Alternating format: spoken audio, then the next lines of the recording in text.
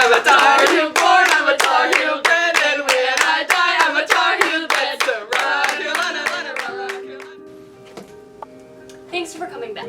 If this is your first time, welcome. We're the WOW Board, and this is Common Pod's launch with Academic Thriving. Next, we'll be talking about advising, professors, gen eds, and you'll learn about a special event that you might go to when you get here.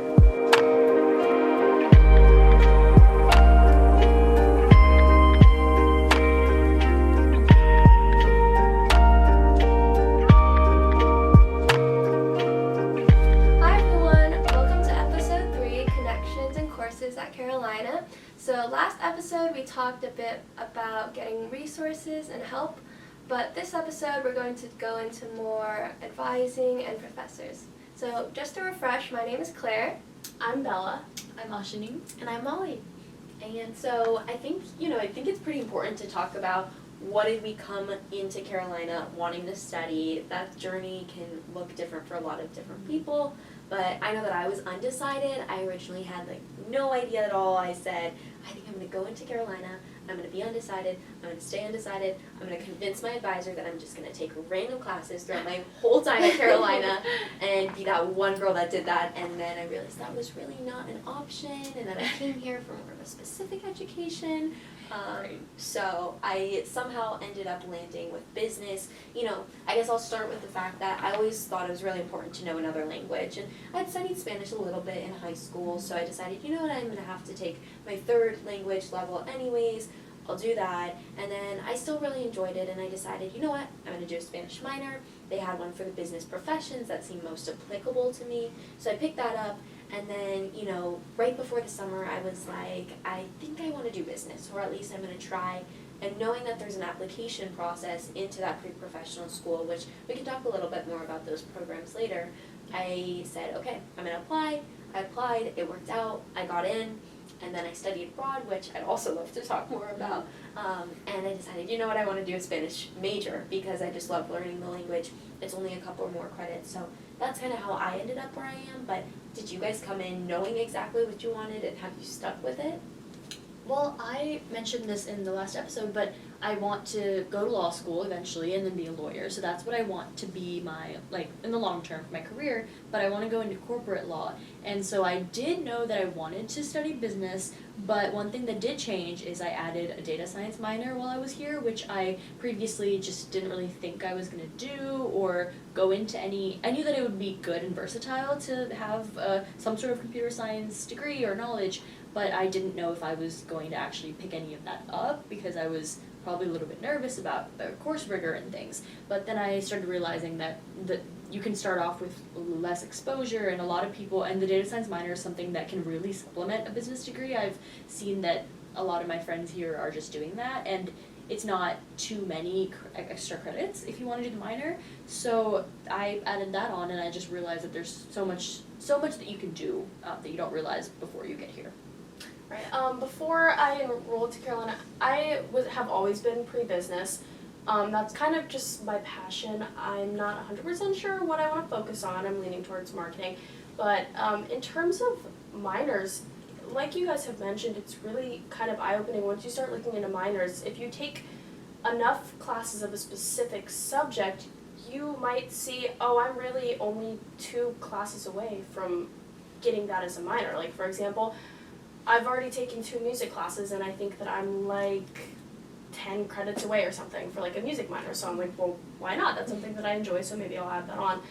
So I think that, just kind of exploring the coursework, and like you said, we'll go into the pre-professional stuff later. I think that's important. I came in as a biology major, but I'm pretty sure I just chose it because it was one of the first science classes at the top of the list. I found biology interesting, and I was thinking of going more into industry, but as I took more classes and was involved in more career exploration and undergrad research, I realized that I was more interested in going into medicine. And I decided this around the end of my sophomore year, so I was kind of panicking because I know people coming in as pre-meds and they're doing so much all the time, so I'm like, oh my gosh, what am I going to do?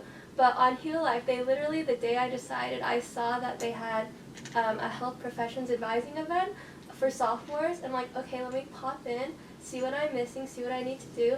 It was very helpful. I learned that no, I'm not behind, and there's a lot I could do just to follow the path. So that's when I sort of decided what I wanted my future career to be. And I have a data science, or I'm doing a data science minor because that's just something I found interesting.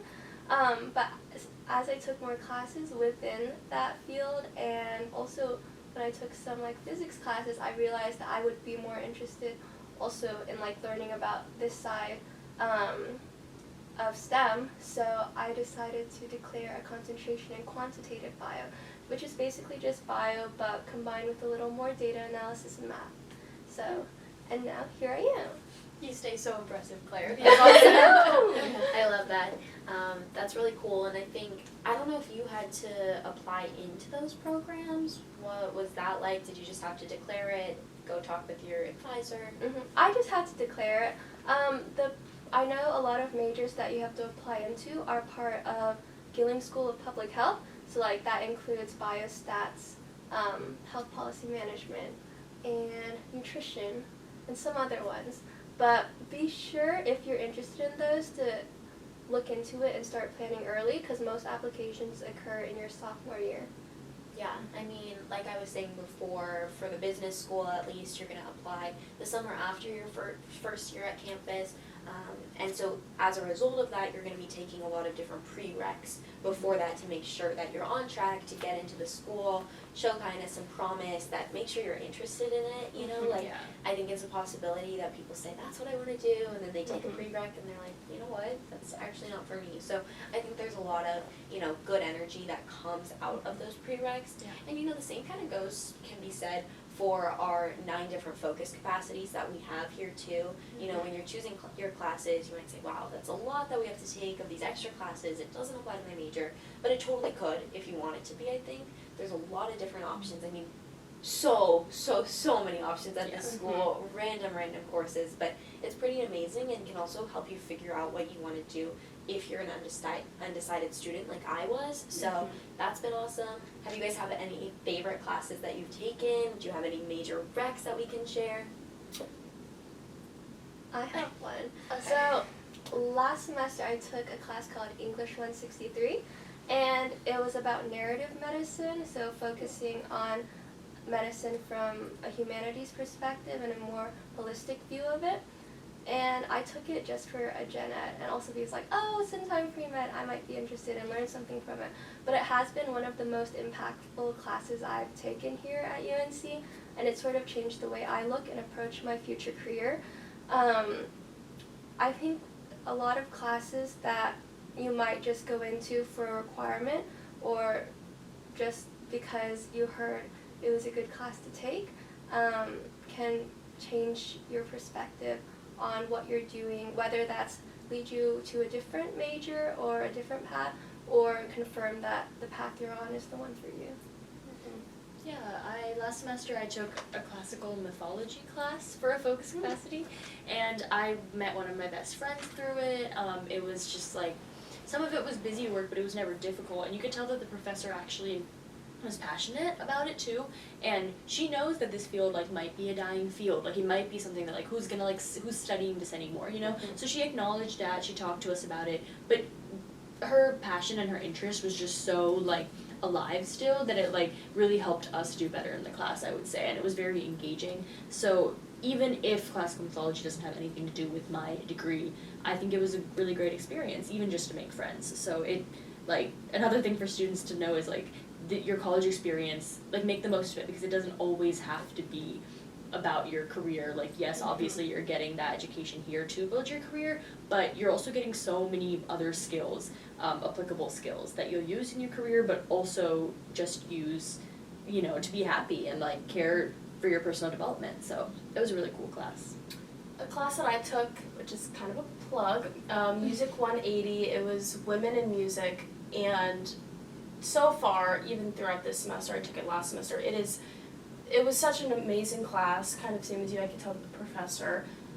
She loved her job and what she was doing, really passionate about music. If you're not into music, I would say it's still fun, but you might not enjoy it as much. It's not like a performative class. It's just going throughout the years of women in music, like exactly what the title says. And it's a pretty chill class too. You have some discussion posts, but I think that was a great class, and it fills one of your focus capacities. So it's not just kind of a throwaway class. It actually does help.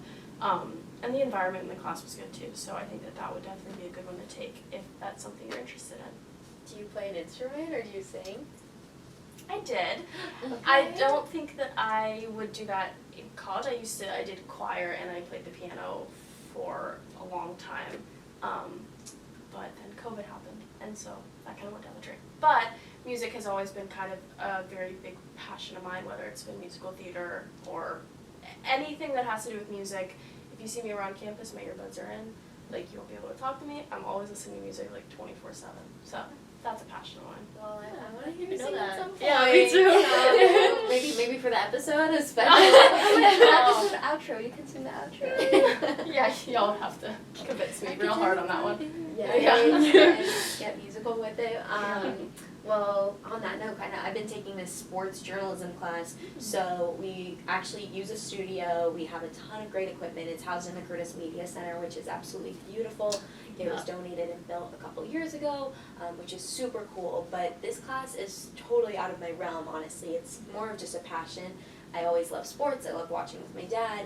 I love playing. I'm not super athletic and I'm really bad at all sports, but nonetheless, it's been super, super cool to be able to get this airtime and to see the process and to see how all of the people working in the control room, they play such a role, and these are students. I mean, it is really student run, which it's remarkable, and I think a lot of the activities at Carolina are also all student run, from a lot of our different shows, musical performances, the amazing a cappella groups we have.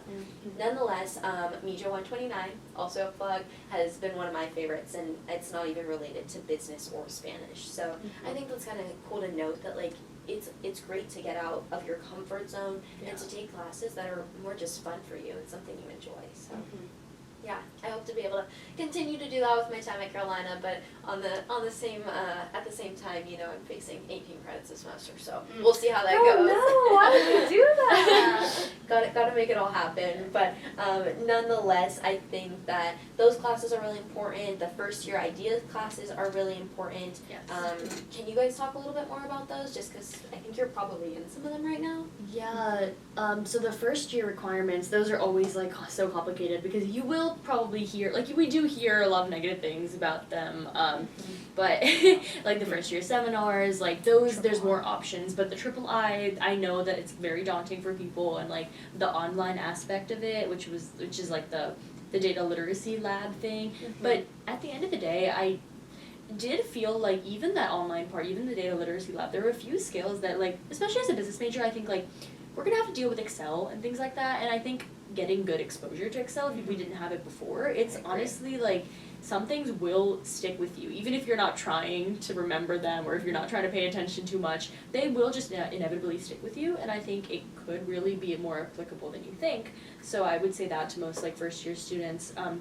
And the other part of the III, like the actual in-class portion, I think the idea of the class is definitely interesting because you do get 3 different professors who are teaching such a big lecture, and they're all different disciplines. So I took a one on gender, and it was just talking about, like, gender roles, and I took it last semester.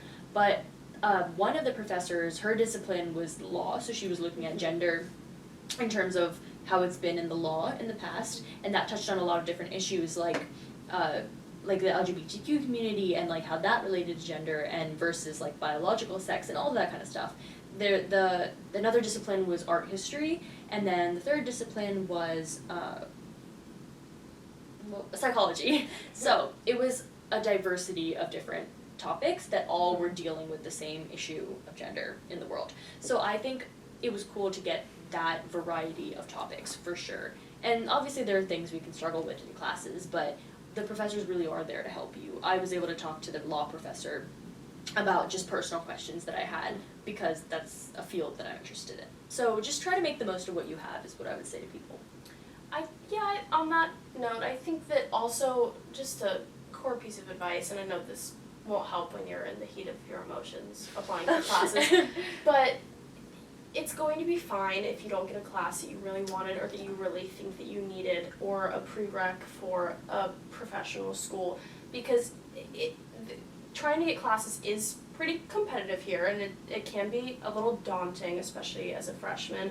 I know that I don't know about you, but I fought for my life to be in these pre-business requisites. I still need to get busy 100. That's okay. Yeah, I got lucky last semester somehow, but yeah, I think that it can be daunting, but it's all gonna work out in the end, truly. And I always hated when people told me that, but genuinely, it will work out in the end. So that's the biggest piece of advice I could give on kind of a different note. I'm really glad you brought that up. Course registration, it is a big deal. 19,000 students, all fighting for classes, but it all works out. I couldn't have said it better. But a key piece of this is our advising team. If you don't use your advisors, then I think that's when you're kind of more at a loss. They're really beneficial to helping to plan out your schedule, kind of making that plan for getting some ideas flowing. I mean, Claire, you were talking about how useful they are earlier. What role have they played for you as you've chosen all of these different science and STEM courses? They help you know which courses you have to take, because I went to biology advising recently because I was panicking about my senior year course load.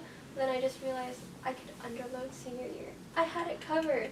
Like majors, a lot of majors will have department-specific advising, which you can go to. We have general advising as well, and also study abroad advising if you want to go overseas for a semester or two. Yeah, well, I'm also glad you brought that up. Yes. I'll just speak to that really quickly. I was abroad in Sevilla, Spain last semester. As I mentioned, I was a minor and then became a major. That helped fulfill a lot of my different requisites for the major, but at the same time, I think a lot of people think, oh, I'm in this major, I can't go abroad, there's not enough time, specifically our pre-med friends, and I think that, is actually pretty disputable. I had some friends that are studying neuroscience, they're on a pre-med track, they made it happen. Sometimes you kind of need to go earlier, but it's definitely possible. We have a great global study abroad office housed in our FedEx Center that is there to make that happen. So it's definitely something you can build in. I'd highly recommend you guys going. Start thinking about it now. But with that, I also think that it's important to make sure that those relationships with your professors are something you are always working on. Those are people that can potentially write you letters, recommendation letters as you go forward. I think, Claire, that's probably something you're thinking a little bit more about at this point. So I think, that's my best piece of advice at the end of the day is to make connections with professors, use their office hours, like you said. I mean, those are people, they want to be here. They want to be teaching this material. They're here for you. And even in classes like 400 people, they're still super accessible. I mean, I've never thought once that I can't go up to my professor and talk to them. So I think that's a great aspect of it. And I mean, on that note, you know what talking about professors means. The professor meet and greet. Yes, indeed. Do you guys want to talk a little bit about what that is before we close out this episode? Take it away.